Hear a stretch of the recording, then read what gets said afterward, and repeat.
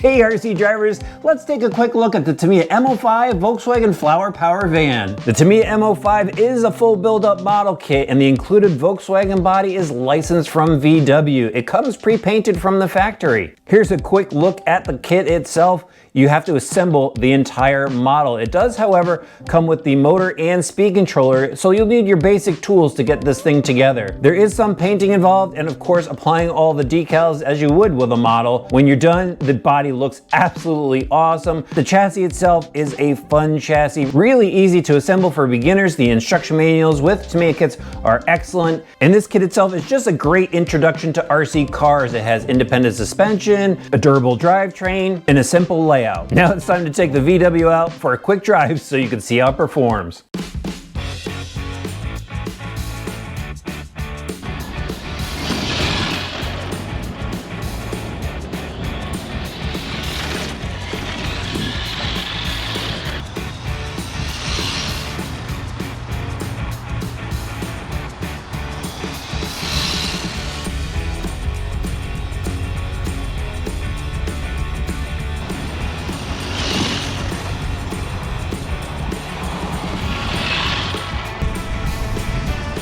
That's good speed for a VW bus.